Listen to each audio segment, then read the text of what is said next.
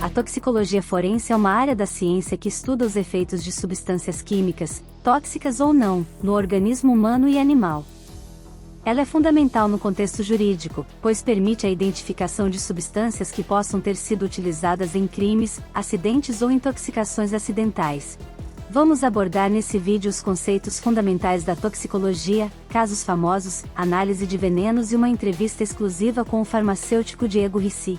Mas para entendermos como essa disciplina evoluiu ao longo da história, é importante considerar os aspectos filosóficos, sociológicos e antropológicos que permeavam a sociedade na época em que a toxicologia forense se desenvolveu.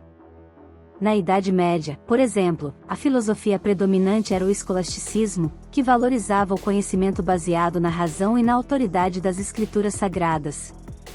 Nesse contexto, a investigação científica não era considerada uma prioridade, e muitas vezes a justiça era feita com base em superstições e crenças religiosas. Além disso, a sociedade medieval era altamente hierarquizada, com a nobreza exercendo um grande poder sobre o povo comum. Isso significava que muitas vezes a justiça era aplicada de forma desigual, com os mais pobres sendo punidos com mais severidade do que os mais ricos e influentes. Por fim, a antropologia também é importante para entender a toxicologia forense na Idade Média, já que a compreensão da saúde e da doença era muito diferente da que temos hoje em dia. Naquela época, muitas doenças eram atribuídas a castigos divinos, e a cura frequentemente envolvia práticas supersticiosas e até mesmo os mágicos. Na Idade Média, o envenenamento era considerado um crime grave, muitas vezes associado a práticas de bruxaria e magia negra. As motivações culturais e sociais por trás do envenenamento eram variadas e incluíam desde questões políticas e financeiras até disputas familiares e ciúmes amorosos. O estudo do homem em relação à investigação da época era influenciado por uma série de fatores culturais e religiosos. A Igreja Católica, por exemplo, exercia um grande poder na sociedade medieval e muitas vezes se envolvia na investigação de crimes, incluindo casos de envenenamento. Um dos conceitos fundamentais da toxicologia forense está intimamente relacionada com outras áreas da medicina legal, pois suas análises e conclusões podem ser utilizadas em conjunto com outras evidências para auxiliar nas investigações criminais e em processos judiciais. Uma das áreas mais importantes que se relacionam com a toxicologia forense é a patologia forense, que é a especialidade médica responsável pela realização de exames em corpos de pessoas que faleceram em circunstâncias suspeitas, como homicídios, acidentes ou suicídios. A patologia forense e a toxicologia forense trabalham juntas para determinar a causa da morte e se houve a presença de substâncias tóxicas que possam ter contribuído para o óbito.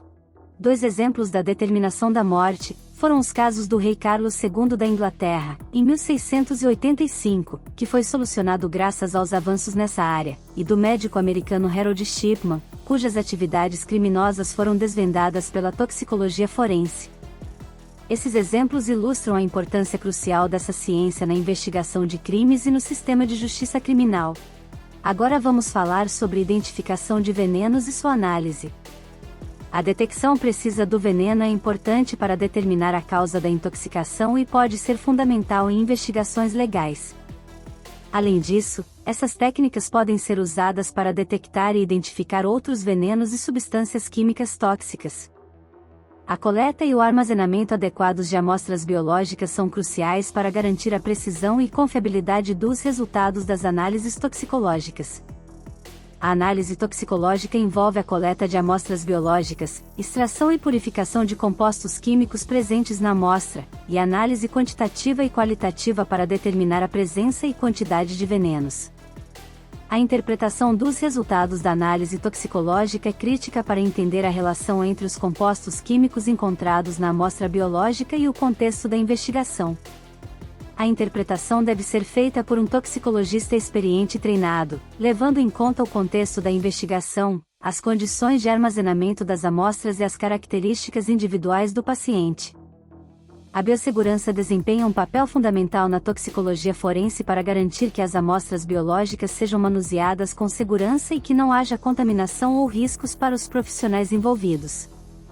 A aplicação de medidas de biossegurança adequadas é essencial para garantir a confiabilidade dos resultados e a segurança de todos os envolvidos na análise toxicológica. Dito isso, vamos agora para a entrevista com o nosso convidado Diego Rissi, farmacêutico toxicologista. Olá pessoal, eu sou o Diego Rissi Carvalhosa, sou farmacêutico, sou perito legista da especialidade de toxicologia forense há 11 anos na Secretaria de Estado de Polícia Civil, mais especificamente no Laboratório de Toxicologia Forense do Instituto Médico Legal. Bom, então por 10 anos eu atuei com análises toxicológicas em casos de investigação criminal, realizando análises em materiais biológicos como sangue, fígado, conteúdo estomacal, humor vítreo, urina, dentre outros que chegavam até o nosso serviço. As técnicas mais utilizadas, então essa rotina de análise exigiu uma especialidade, principalmente nos métodos cromatográficos, a cromatografia tanto em fase gasosa quanto em fase líquida, o HPLC ou CLAI, que é a cromatografia líquida de alta eficiência. Ambos esses métodos acoplados à espectrometria de massas, então são considerados padrão ouro dentro da toxicologia. Atualmente, desde dezembro do ano passado para cá, eu fui nomeado para um cargo de diretor do Centro de Estudos e Pesquisas Forenses. Bom, é um setor que realiza pesquisas, levantamentos estatísticos e estudos epidemiológicos no âmbito da Polícia Técnico Científica. Então, um cargo ao qual eu ascendi por conta da minha atuação científica quanto perito de laboratório. Bom, tenho especialização em Química, mestrado em Metrologia e Qualidade, na área de Metrologia Química, e também sou doutorando do Programa de Saúde Pública da Escola Nacional de Saúde Pública na Fiocruz. O que faz um toxicólogo ou toxicologista? Bom, é um profissional que, de uma forma geral, estuda os efeitos das substâncias nocivas, dos agentes tóxicos e os danos causados à saúde humana, animal e ao meio ambiente. O toxicologista ele pode atuar tanto na área de pesquisa quanto na análise dessas substâncias. No que diz respeito às análises, ele pode atuar em centros de pesquisa ou laboratórios privados que realizam a pesquisa de substâncias tóxicas em matrizes diversas, como amostras biológicas, amostras ambientais ou animais, ou como perito oficial, como é o meu caso, que atua em casos criminais, situações forenses, ou seja, quando a exposição a uma substância tóxica está associado a um delito, a um crime e precisa ser investigada. E a análise toxicológica nesse caso vai servir como uma evidência criminal, ou seja, para materializar o delito. Bom, a análise toxicológica ela passa por algumas etapas, desde a coleta da amostra, o correto acondicionamento dessa amostra com conservante adequado, transporte até o laboratório. No laboratório são separados alíquotas e o perito ou o analista ele procede a análise. Primeiramente com o preparo dessa amostra, as amostras biológicas geralmente exigem um pré-tratamento, e esse pré-tratamento, esse preparo baseia-se em métodos físico-químicos, como a extração líquido-líquido, ou a centrifugação, ou a extração em fase sólida, a extração em headspace, dentre outros, dependendo da natureza da amostra e o que se quer analisar nessa amostra, se são substâncias voláteis, se são substâncias termoláveis, se são substâncias de natureza apolar, polar, tudo isso vai influenciar no correto preparo da amostra. Uma vez preparada a amostra, extraído, enfim, você vai ter as suas alíquotas para análise, você vai proceder ao que a gente chama de análise toxicológica sistemática. O que é isso? Primeiramente, utiliza-se uma técnica de triagem para a detecção das possíveis substâncias. Essa técnica pode consistir em métodos imunoenzimáticos, imunológicos ou testes colorimétricos, porém, dada a baixa especificidade, em casos positivos, esses resultados precisam ser confirmados por uma técnica mais seletiva, mais específica, como a cromatografia em fase gasosa ou em fase líquida acoplada à espectrometria de massas. Esse último método é o mais utilizado para as confirmações ou análises quantitativas. Com certeza, O principal risco ao qual o toxicologista forense está exposto é o risco químico, ou seja, a exposição às substâncias químicas que são utilizadas para proceder às análises, solventes orgânicos, muitos deles são tóxicos, né? Solventes orgânicos como o diclorometano, o éter, o álcool isopropílico, dentre outros que são muito utilizados dentro de uma rotina de laboratório. Então, ele tem que ter um cuidado com a sua saúde, utilizar os EPIs adequados, manipular os materiais em cabines, né, em cabines de segurança biológica e também em capelas de exaustão. Além do risco químico, o toxicologista está exposto ao risco biológico, né, porque o principal trabalho do toxicologista forense é analisar substâncias químicas, drogas de abuso, dentre outras substâncias, em matrizes biológicas, sangue. E esse sangue, por exemplo, pode estar contaminado com micro-organismos, com vírus, e aí um acidente, né, um corte com um tubo, por exemplo, pode levar o profissional à exposição a um risco biológico, se contaminar, ter uma doença relacionada a essa contaminação. Bom, o maior desafio como toxicologista forense é garantir, primeiramente, a confiabilidade e idoneidade dos resultados que são fornecidos à justiça, né, ao processo de investigação criminal, à autoridade policial ou judiciária que nos requisita. Porque esses resultados eles têm uma influência muito grande sobre a vida dos indivíduos, podendo condenar ou inocentar um indivíduo, ou colocar ele numa cena do crime, ou associar ele a um acidente de trânsito, por exemplo, como tendo ali uma substância psicoativa, o álcool, outras drogas, como a causa, né, que levou àquele acidente. Então, o toxicologista forense ele tem que estar muito amparado aí nos elementos básicos da toxicologia, ter um conhecimento tanto da natureza das substâncias químicas, do agente tóxico, no caso, que pode causar dano e quais são os danos causados. Ele tem que ter também uma noção dos efeitos resultantes no organismo do indivíduo, tá? Assim como a toxicocinética, ou seja, por quais compartimentos do organismo esse agente tóxico ele passa e principalmente por onde ele é excretado, porque isso pode ajudar a orientar uma análise e o toxicologista ter êxito na detecção da substância. Bom, a ética é muito importante em todas as atividades profissionais e na toxicologia não é diferente. Primeiramente porque o toxicologista forense ele faz uma análise muito minuciosa e ao final daquela série de análises ele correlaciona os achados, por exemplo, do exame necroscópico ou os achados da investigação e ele emite um laudo.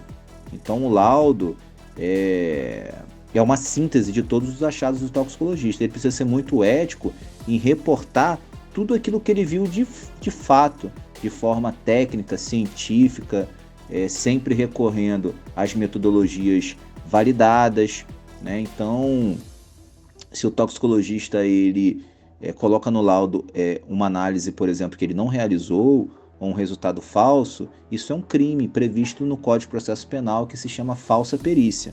Então ele tem que ter muito cuidado nesse ponto aí. Bom, no que diz respeito à ética na pesquisa, o toxicologista também ele precisa reportar tudo aquilo que ele viu, né? Ele não pode inventar resultados, simular resultados. Então é uma prática que foge à ética profissional, à ética na pesquisa, tanto na toxicologia como em outras áreas. Bom, no que diz respeito aos envenenamentos em populações vulneráveis, o que a gente tem de dado epidemiológico a respeito das drogas de abuso, por exemplo? As pessoas que morrem por overdose de drogas geralmente são pessoas de uma classe social assim pobre, né, moradores de comunidades, e adentram muitas vezes a um serviço de atendimento médico já em um processo de overdose, vêm a óbito e são encaminhados ao IML. E no IML essa morte é apurada e por vezes o exame toxicológico é solicitado. E aí a toxicologia ela pode ajudar, né, ela auxilia em evidenciar a causa dessa morte, se foi realmente uma overdose, qual o tipo de droga que a pessoa utilizou.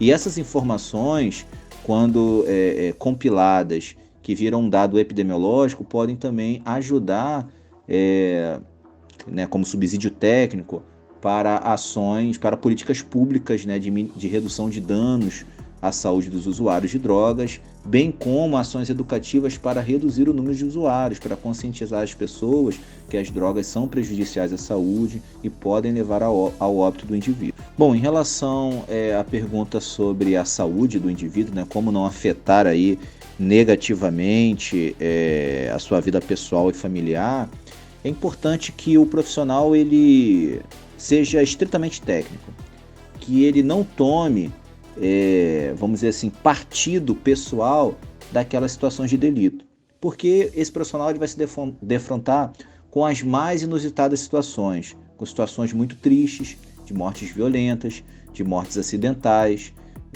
onde a pessoa é brutalmente assassinada ou envenenada por um motivo fútil, um motivo torpe, e o profissional ele não pode tomar parte nem de um lado nem de outro, ele tem que ser extremamente profissional. E dentro do laboratório ele deve tratar aquelas amostras naquele momento, não como uma pessoa, não pro lado da pessoalidade, mas sim como uma amostra que deve ser analisada, e ele deve reportar, né, realizar toda a análise, independente de qual caso seja, se é um caso de repercussão, se é uma pessoa pobre, se é uma pessoa rica, independente do caso, ele tem que analisar com a mesma minúcia, com o mesmo esmero, com o mesmo profissionalismo e reportar esse resultado, seja quem for a pessoa, de forma inequívoca, de forma idônea, garantindo sempre a qualidade e a confiabilidade desses resultados. Então, sempre os colegas novos que entram, o conselho que a gente dá é esse: seja extremamente técnico, não tome partido, não queira dar uma resposta que não existe, né? Não é seu papel fazer isso. O seu papel, como agente aqui, nesse caso, toxicologista forense, agente público, de segurança pública, o seu papel é dar uma informação técnica baseada na ciência e só isso, mais nada. Bom, os conflitos de interesse, pressões externas, elas sempre existem, principalmente em situações de delito, em casos de crime, seja a pressão da parte interessada em um resultado, da defesa ou da acusação no processo criminal, ou até mesmo questões políticas. O que o profissional ele precisa fazer é o seguinte: ele precisa se blindar dessas situações. Então, no nosso caso específico, a gente tem uma equipe que trabalha na ponta, né, e tem uma equipe administrativa. Então, a equipe administrativa ela recebe essas pressões e ela não repassa quem está na ponta. Ela não repassa ao colega que está lá fazendo análise. Então, os casos eles são totalmente... o perito ele recebe um caso, que é um número, ele não toma partido daquela situação, ele não sabe do que se trata, a ele apenas é solicitada a análise. Então, é uma forma de blindado dessas questões de pressões, dessas questões políticas ou de pessoas influentes que tentam, de alguma forma, manipular os resultados. Então, é preciso ter cuidado, de fato, com isso, principalmente em instituições de segurança pública. Em última análise, a atuação do farmacêutico na toxicologia forense contribui para a busca da verdade e a proteção da sociedade. Nossa dedicação em fornecer informações precisas e confiáveis ajuda a tomar decisões informadas no âmbito judicial, garantindo que os responsáveis por crimes sejam devidamente responsabilizados. Portanto, como farmacêuticos, estamos comprometidos em aplicar nossos conhecimentos e habilidades na toxicologia forense, colaborando ativamente para a investigação de crimes e para a justiça criminal. Agradecemos por assistir a este vídeo e por reconhecer a importância da toxicologia forense e do papel do farmacêutico nesse contexto. Esperamos que tenha sido informativo e tenha ampliado sua compreensão sobre esse campo vital.